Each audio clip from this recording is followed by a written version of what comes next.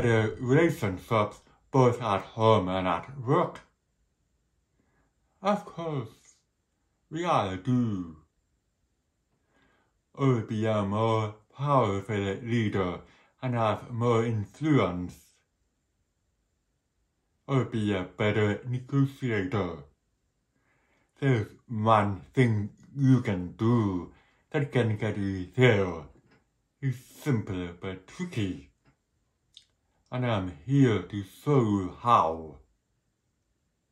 I'm Stephen O'Keefe, and I'm excited to show you how to do all of that. It all comes down to being an outstanding listener.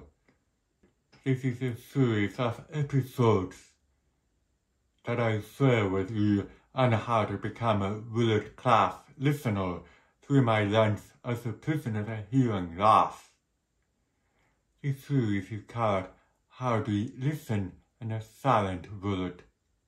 I know it's weird having a deaf person talk to you about how to listen better. Like a deaf person being a piano tuner. But you'd be amazed to find out what a deaf person can show you. Because listening is not just an auditory process. Listening involves using your eyes, your head, your mouth, and your heart. It's a full body experience. Today we're going to talk about how to listen with your head. Other episodes talk about the eyes, the heart, and mouth. I promise you, if you do what I show you today, you will be well on your way to having better relationships both at work and at home. And your influence will increase. Listening with your head is all about the mental part of listening. This means clearing your mind of all of the chatter that you deal with, because you let your head in the way and providing the other person with your undivided attention. Our biases and labels get in the way, and fortunately, it's getting worse in this noisy world because of information overload. The first part of listening with your head is about mindfulness. That means you clear your mind, be in the moment, and concentrate on what the other person is saying. It's being mindful. This means you clear your mind, be in the moment, and concentrate on what the person is saying. Being mindful in the moment. In other words, focus on one thing at a time. Not thinking about other things like what's for dinner, why somebody hasn't responded to your text, or why the Vancouver Canucks suck. I absolutely need to do this because of my hearing loss, as I must concentrate really hard to understand someone. Being mindfully present is exceptional as we speak at about 150 words a minute. And we can process up to 1,000 words a minute, so it's very easy to be distracted. Research also backs this up. A Bain & Company study determined that the ability to be fully present is the most exceptional leadership trait. It creates higher performing teams. So, how do we be mindfully present? What you need to do is take a deep breath. Take a few seconds to focus on what you are saying. If you have an important meeting, Take a few words to ground yourself and clear your mind. It's not that hard to be in the moment if you stop what you're doing and focus on the person. You'll understand where they're coming from. Now, what do you do if your mind wanders? There's a trick you can use to come from mindfulness. If you find your mind wandering, acknowledge that thought. Repeat what they are saying back in your head. Note and focus and refocus back on the person. Think about the key point that the person is trying to make. There's no shame in asking somebody to repeat themselves. If it's hard for you to stay focused, you could also work on moving a little bit or nodding your head. And also really listen to what they are saying, not what you want to say in response. Focus on not interrupting, unless it's for clarity. After all, real conversation can't happen if listening is just my waiting for you to finish talking. After all, real conversation can't happen if listening is just my waiting for you to finish talking. As Nilova says, why aren't we already great listeners? We're afraid if we're listening. We're not advocating for our own ideas and why those ideas matter. We're afraid we're giving up on our own convictions. As Nilova says, we can have more faith in ourselves and each other. Now, Marshall Goldsmith defined great listening as the ability to make the other person feel as though as they are the only person in this room. This comes when you give that person undivided attention. Not your undivided attention, not this. You have to give undivided attention. This is a powerful tool that charismatic politicians, such as Bill Clinton, use. Also, cult leaders use this. They're a master at this. How do you feel when someone gives you undivided attention? And focus on you without you picking at your phone. It's a great feeling, isn't it? Undivided attention is also a very effective tool in meetings when you have one person at a time speak and the others give the speaker undivided attention. As a deaf person, this is a survival tool for me because as several people are talking at once. It's conversational ping pong and I cannot make any sense of it all. It also creates higher performing teams when one person speaks at a time. For example, a study showed that depending on the type of problem that needs to be solved, when a team of deaf people do problem solving that requires collaboration, they outperform hearing teams, as the deaf team can only have one person communicate at a time, and they give that speaker undivided attention.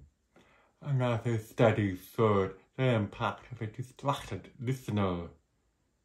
Half of the participants gave feedback while looking at a phone, part of the time in this experiment, and the other half was not looking at the phone. The participant who got feedback with undivided attention felt less anxious and more self-aware. So, to take this, if a supervisor giving feedback, you must provide undivided attention and respond to your employees' comments. Your connection with your employee will improve. Or as a parent, if your child comes up to you and is sharing with you that she's having a rough day, you'll never be on a keyboard typing, yeah, that's too bad, and nodding. She won't think you care. How many children wish that their parents would stop what they're doing and give them undivided attention? The reality is, we, young and deaf, can multitask at the same time. But being deaf, I am forced to focus on one thing at a time when communicating with somebody. This works to my advantage. When I, as a deaf person, listen, I re-listen. I avoid doing anything else at the same time. And like hearing people, I don't play at my phone, look at something else. I provide undivided attention. To recap, listening with your undivided attention works best if you do these two things. 1. Have one person speak at a time. 2. Eliminate distractions. For instance, if you're doing a phone call to somebody else, stop typing something else. Pay attention to the other person on the phone call. Or if it was someone in person, put down that phone. Focus on that person. We've discussed mindfulness and providing undivided attention as part of listening with your head. The next part of listening with your head is to get rid of biases and labels. Our biases and labels get in the way of us understanding others. Unfortunately, it's getting worse in this messy world because of information overload, social media, extreme political positions. I've seen biases so many times as a deaf person. Sometimes people get psyched out when they want to talk to me. If the first thing they know about me is that I'm deaf, they talk to me like a total idiot. They say, "How are you? Is everything okay?" Man, who here is handicapped? However, when I'm out of Canada, people can understand me way better. They just think I have a cool accent. Germans think I'm French, and the French think I'm Dutch, and the Dutch have no idea where I'm from. Here in Canada, I just sound like a deaf guy doing the worst Arnold Schwarzenegger impression ever. And I don't think my arms are as good as his. What do you think? Sometimes it's less obvious when people are psyched out when they talk to me. This is because they make assumptions that I won't understand them. For instance, if I'm in a group situation such as a restaurant, the server defaults to talking to the other person next to me when they realize I'm deaf. I've been on the receiving end many times of experiencing biases. A while ago, I ran a food manufacturing business and I did every job you can imagine there. Anything from delivering food, baking, cleaning toilets, managing a team of employees. In the beginning, we were really tight for money. I beat up delivery van at massive rust stains. It was on his last legs, with duct tape keeping the muscle in place. Because I'm deaf, it took me about a week before I realized that the muffler had fallen off, and I couldn't hear it. I also could feel the vibrations. I had to do deliveries for the business at 5 in the morning. If you know me, I really hate getting up early in the morning, but I had no choice to stay awake. I was pumped up with Tim Hortons coffee, 2 cans of Red Bull. I had Mussy Hill, a 3-day stapler, worn old sweatshirt and decayed jeans. Nobody could understand me when I did deliveries. No matter how hard I tried to speak well. But then again, I probably kind of looked scary.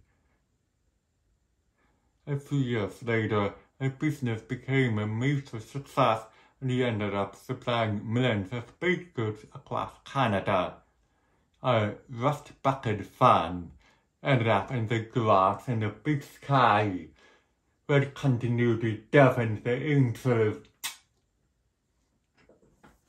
I had started doing regular deliveries, but one time a regular driver could not do his deliveries, so I had to drop off a couple of orders for him at night.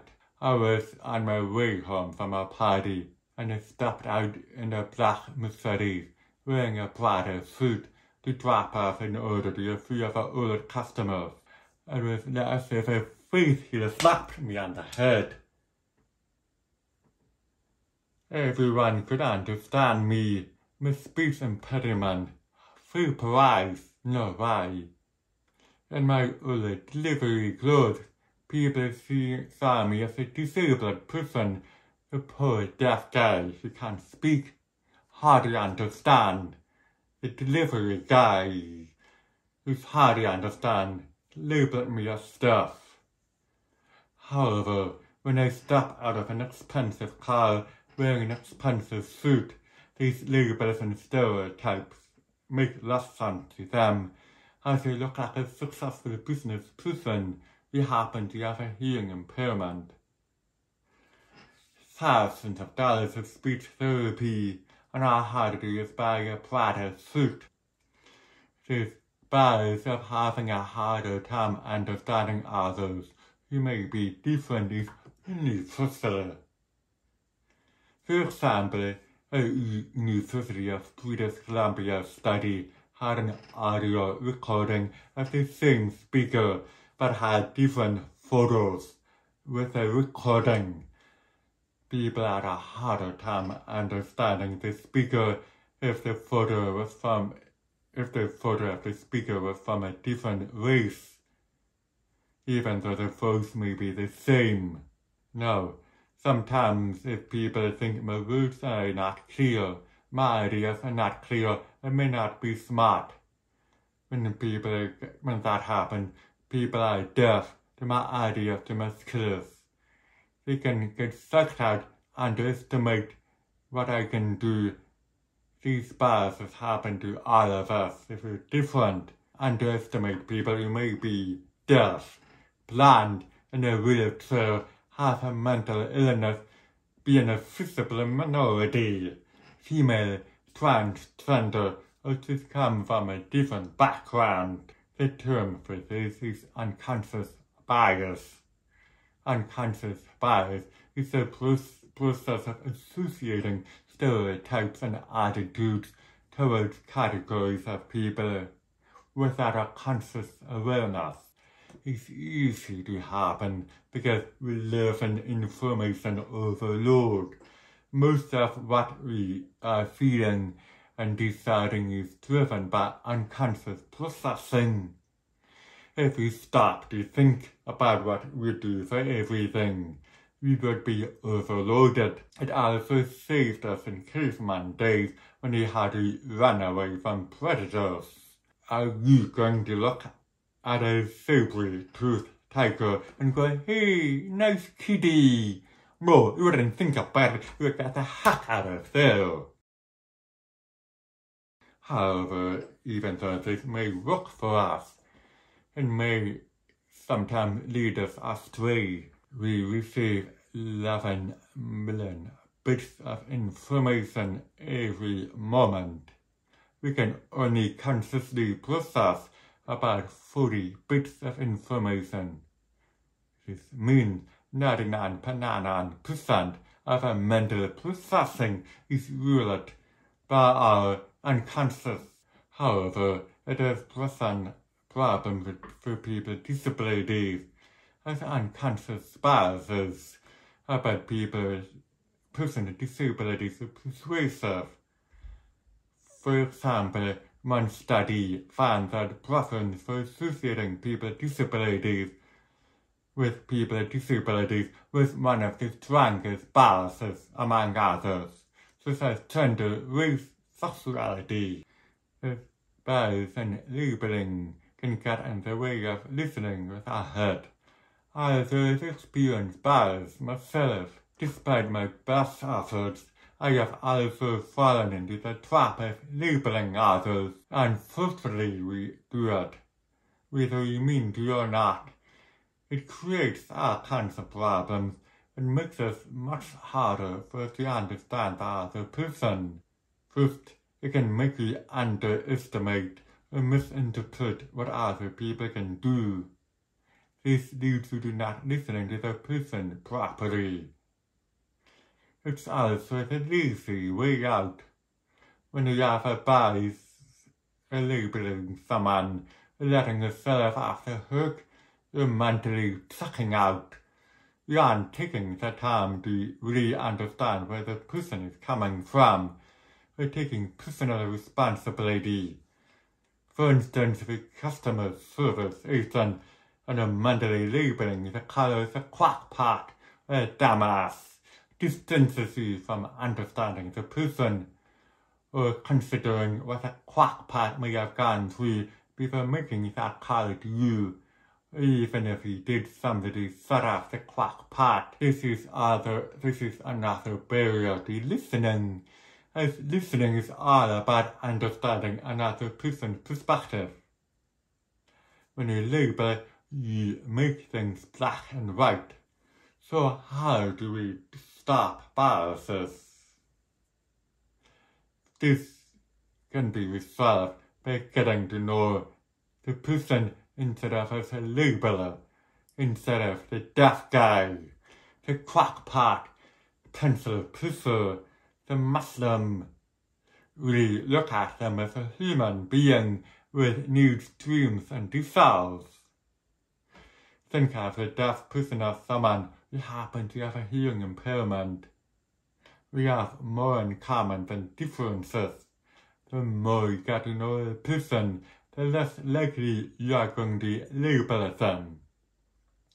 It goes both ways. The more you connect with them, the more likely the other person isn't going to label you, like liberal hack, conservative wingnut, or whatever name. It can lead to better conversations. Another great way to combat biases is self-awareness. This means stop and take time to process with judgment. We tend to act upon our biases when you have a lot of information to process in a short time. Also, you can educate yourself and be aware of any biases you may have. An excellent tool is Harvard's implicit bias association test that you can take to help you understand if you have implicit biases. You'll be amazed to find out, and it's free. But then again, it's especially hard to get rid of biases if someone is dressed like this. I mean, if I was talking to you like this, you would have a hard time taking me seriously. To recap, listening with your head is 3 components. mindfulness or being in the moment, to giving the person your undivided attention. That means putting away the phone. 3. Getting rid of biases and labels. Today, my challenge for you is to practice one of these 3 components in the next week. You'll be amazed what you find out. And if you listen with your head, your relationships with others will improve, and you'll have way more opportunities to connect with others. This episode, Listening with Your Head, is part of a series on how to become an outstanding listener. Check out the other episodes on how to listen with your eyes, heart, and your mouth.